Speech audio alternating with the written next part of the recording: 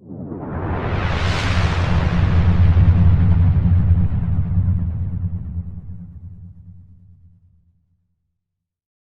couple of nights ago, May 19, 2023, Supreme Council for Greece had the pleasure of creating Brother Joe Wages, a Knight Commander of the Court of Honor, with special permission of Grand Commander James Cole, 33. The ceremony was held in Athens, Greece, with the collaboration of Grand Commander Emmanuel Gerakios, 33 degrees, and Grand Librarian, Archive Keeper of the Supreme Council Southern Jurisdiction of USA, Arturo De Hoyos, 33. We proudly present the lecture by Illustrious Brother Arturo De Hoyos during the ceremony. Please enjoy it. Good evening. It's a great pleasure to be here today. And before anything else, let me say that I'm extremely happy to be here this evening with my wife, Leticia Irena. It's her first time here in Greece, but certainly not her last. Your wife is Irena? Leticia Irena. Leticia Irena. Mine is also Irena. Good choice. Good choice. I'd like to say a few words about the origin of the Knight Commander of the Court of Honor this evening. I will begin with a quote by Albert Pike, who was Grand Commander of the Southern Jurisdiction from 1859 to 1891. He said, "We confer honors and endeavor to do so justly and impartially, and to make them valuable by not lavishing them indiscriminately. The steam cannot rise higher than its source. Our honors are such only if we ourselves entitled to be honored by the punctual performance of duty, when it compels us to labor in the time when we would fain rest, to travel when we can ill afford the cost, and would fain be at home, and to give our time to the order when we might make profit by employing it otherwise."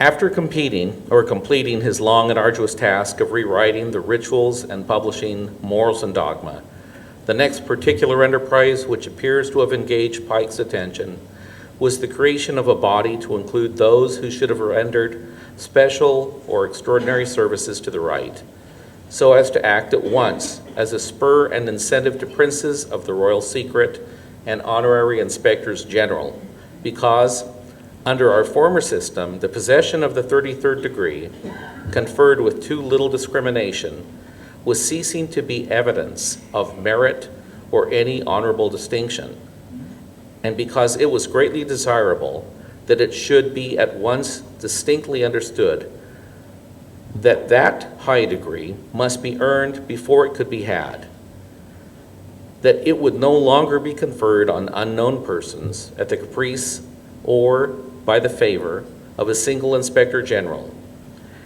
and that there would be an honor to be won by a faithful prince of the royal secret, which an honorary 33rd, neglecting his Masonic duties, could not attain. Pike seems to have brought this subject to the Supreme Council's attention before the first Baltimore session of 1870 in the confidential notes, and his proposals were referred to the Committee on Jurisprudence and Legislation, which presented a report with an accompanying statute. In the Supreme Council, however, the report was received and its consideration postponed until the next biennial session. Pike regarded the institution thus created as one of the great achievements of his commandership.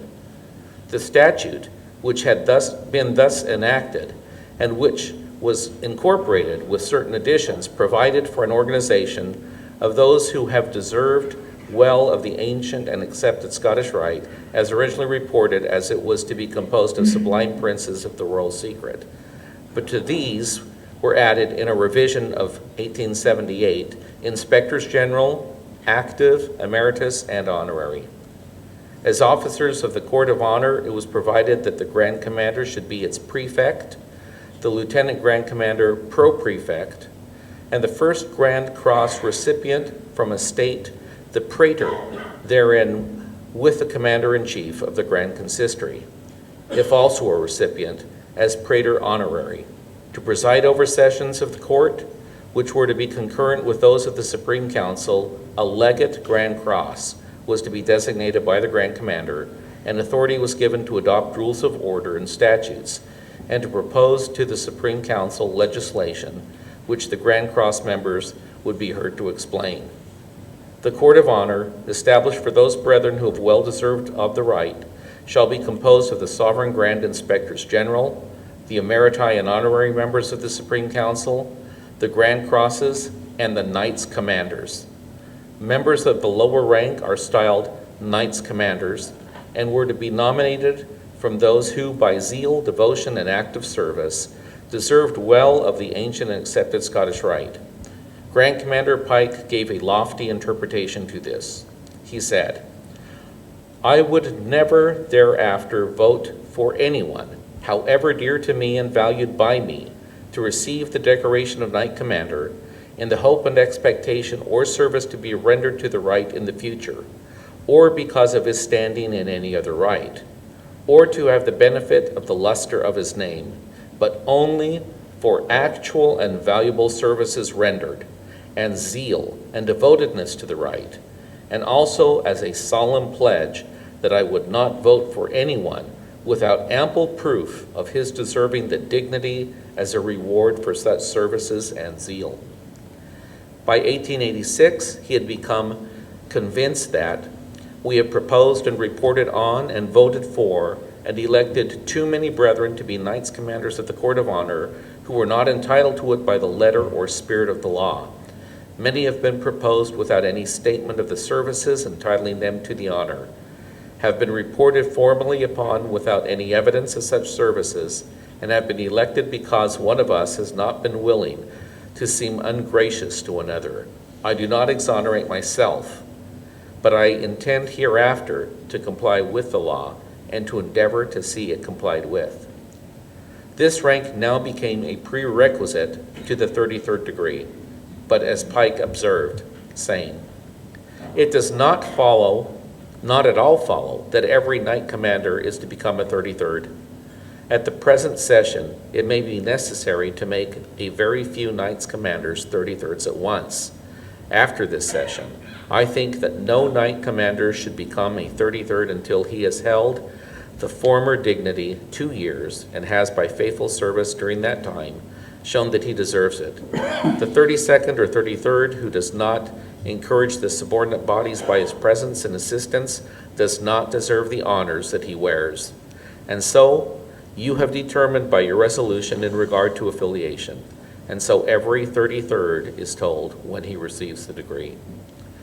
At the 1903 session, the Supreme Council Inspector Harrison offered the following resolution: that a committee of 3 of the active members be appointed by the Grand Commander to prepare a brief and appropriate ritual for the conferring the rank and decoration of Knight Commander of the Court of Honor, and also for the investiture with the dignity of Grand Cross upon such brethren as may be elected to each of the said ranks or degrees, and that an appropriate jewel be furnished by the Supreme Council for the decoration of each brother elected to the rank of Knight Commander of the Court of Honor, and that the diploma or patents and jewels for the Knights Commanders of the Court of Honor be sent to the active members of the jurisdiction, who shall deliver the same upon the installation or conferring of that rank. This was referred to the Committee on Jurisprudence and Legislation, but apparently was never acted upon. It wasn't until October 23rd, 1913, that the Grand Commander at the morning session, with officers and active members of the Supreme Council, Inspectors General, Honorary, Knights Commanders of the Court of Honor, and Knights Commanders of the Court of Honor elect, assembled at the House of the Temple to witness the first ceremonial investiture of a Knight Commander of the Court of Honor. The Lieutenant Grand Commander, George Fleming Moore, author of the ritual, presided in the East and exemplified the ceremonial upon Brother P.E. Clift, 32nd degree of Virginia Consistory in Alexandria, Virginia, who was duly invested and proclaimed the first Knight Commander of the Court of Honor.